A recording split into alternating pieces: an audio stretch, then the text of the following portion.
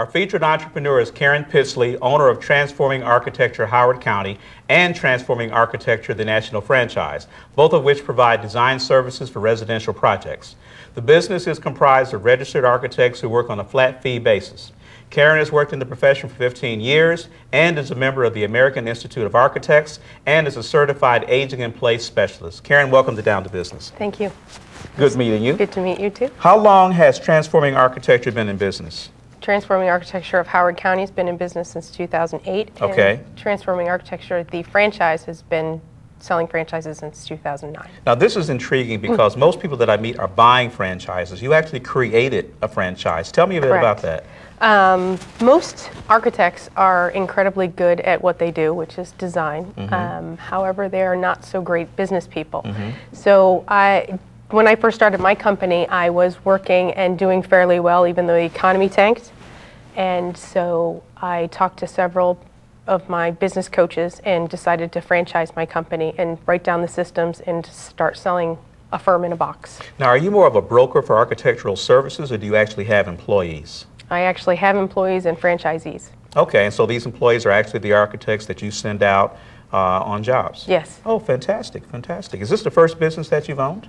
No, it's not the first business that I've owned. Is it the second? It is, well, technically the third. I was a partner in a firm before I started my own firm, and then I franchised. Are you the sole owner of this business? Yes, I am. Did you ever consider having partners? I didn't. Why not? Because I was a partner in a business before, and although we amicably divorced, we still got divorced, and I'm already married, and it's much easier that way. So what did you learn from the first two entrepreneurial endeavors that really worked for you in this third endeavor? I would say hard work was probably the key indicator of how well it was going to do.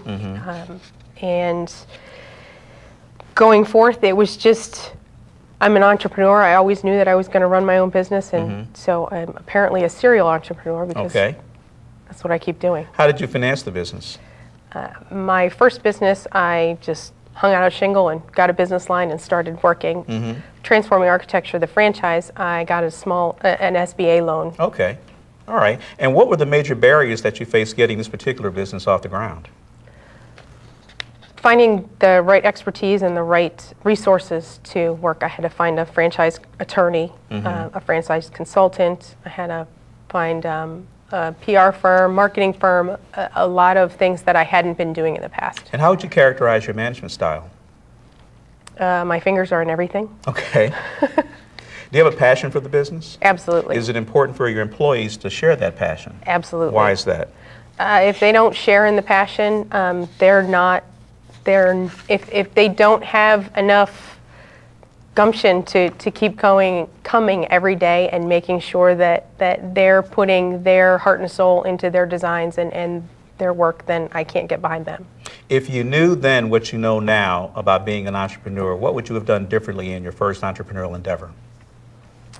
Any amount of time that I thought that it would take me to get going, I would have multiplied it by 3. And I would have still done it. Okay.